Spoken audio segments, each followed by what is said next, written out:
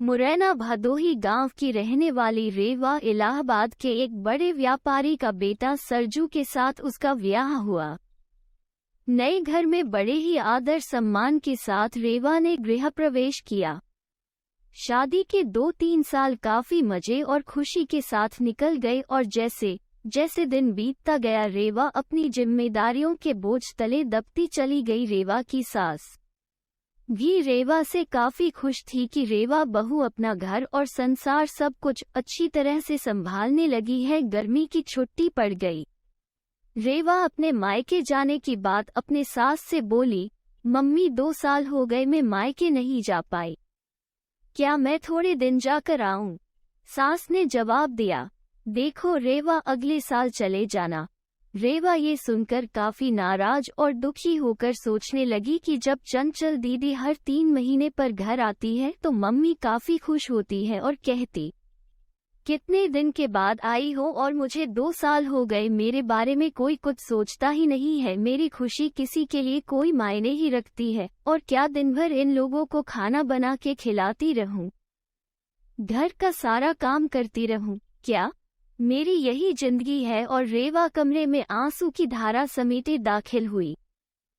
शाम को चंचल दीदी आने वाली है, देखना मम्मी कितना खुश होती है। खाने के अलग अलग फरमाइशों की लड़ी लगती रहेगी कि कभी चंचल दीदी के लिए समोसा बना दो, कभी पालक पनीर, तो कभी बिरयानी।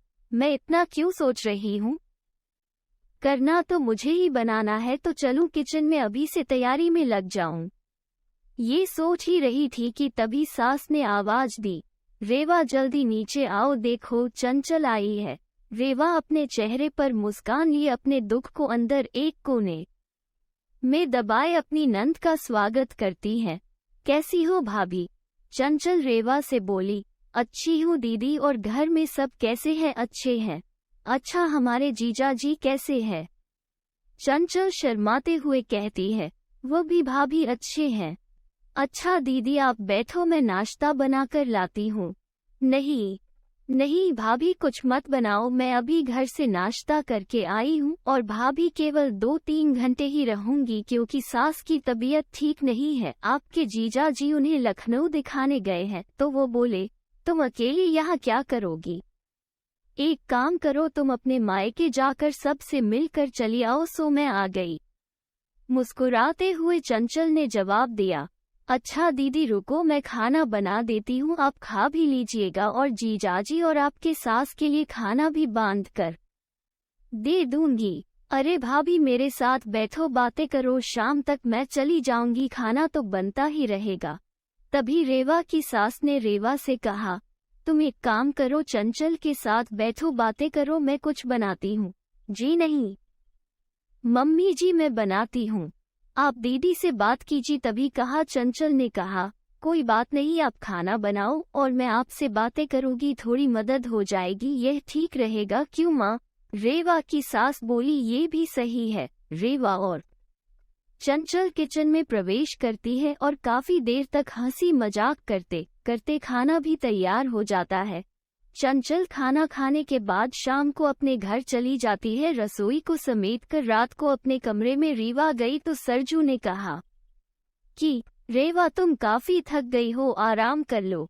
हाँ मुझे आराम कहाँ है, तुम्हारी माँ तो बस यही चाहती है कि मैं अपने मायके ना जाऊं। चंचल दीदी 1-2 घंटे के लिए आती है लेकिन मिलकर तो जाती है, उसमें क्या, तुम भी चली जाओ रेवा, सरजू ने कहा। और देखो रेवा दीदी भी कहाँ आ पाती आती है, जब शरद जीजाजी अपनी माँ को लखनऊ डॉक्टर के पास दिखाने ले जाते हैं तभी मिलने आती है, तो इसका मतलब है मैं कभी नहीं जा सकती अपने मायके। ऐसा तो मैंने नहीं कहा रेवा। अच्छा तुम शांत रहो, मैं कल माँ से बात करता हूँ, तुम अपने मायके चली जाना, ठीक है?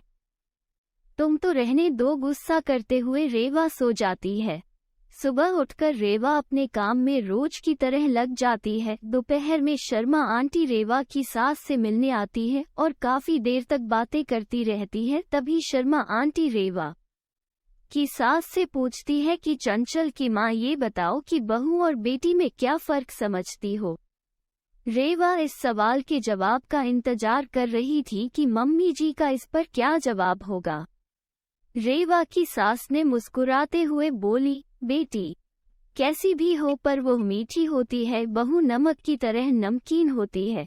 ये सुनते ही रेवा निराश होती है और दिल भी काफी दुखी हो जाता है। शर्मा आंटी चली जाती हैं। काफी देर तक रेवा ये सोचती है कि मैंने मम्मी के साथ क्या बुरा किया है।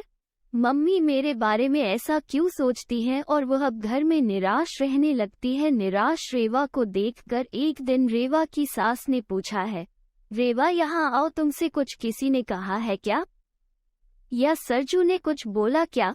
कुछ नहीं मम्मी जी, रेवा के आवाज में दर्द था। रेवा की सास ने अपने पास बिठाकर पूछा, नहीं तुम बताओ रेवा क्या हुआ है। रेवा के आंखों में आंसू भर आई और रेवा ने सास को सारी बात बता दी कि कैसे शर्मा आंटी से आप बेटी और बहू में फर्क बता रही थी। ओह, तो ये सुनकर तुम नाराज हो गई? बस इतनी सी बात? अरे रेवा, मैंने कहा बेटी मीठी होती है, वह चाहे कितनी भी गलती करे उसकी गलती नजर ही नहीं आती है, वह गुड़ की तरह मुंह में घुल जाती है। और खाने में अगर मीठा न हो तो कोई फर्क नहीं पड़ता है। और बहू नमक के सामान इसलिए है क्योंकि खाने में अगर नमक न हो तो खाना बेस्वाद होता है। खाने में नमक मिलने पर हम जो खाना खाते हैं उसी समय नमक के हम कर्जदार बन जाते हैं। ठीक उसी तरह तुम मेरे लिए वही नमक हो। मैं अपने स्वार्थ के लिए तुम्हें कहीं नहीं जाने देती हूँ, क्योंकि तुम्हारे न रहने पर घर सूना सा लगता है। इस घर को संभालती हो, इसीलिए हम तुम्हारे कर्जदार हैं। रेवा सारी बात समझ जाती है और अपनी सास के गले लिपटकर रोने लगती है। शाम को सरजू जब घर आता है तो अपनी माँ से कहता है कि माँ, रेवा अपने मायके जाना चाहती है एक दिन के लिए। रेवा तपाक के बोल उठी, नहीं मुझे नहीं जाना है, मैं चली गई तो खाना में कोई स्वाद नहीं रहेगा। सरजू को कुछ समझ नहीं आया कि कल रात मायके जाने के लिए मुझसे कह रही थी। अचानक से इसे क्या हो गया? सरजू सोचने लगा कि इन औरतों को समझना मर्दों के बस के परे है। रेवा की सास रेवा के सिर पर हाथ फेर कर रही थी और सरजू एक टक लगाकर रेवा और अपनी माँ को देखता।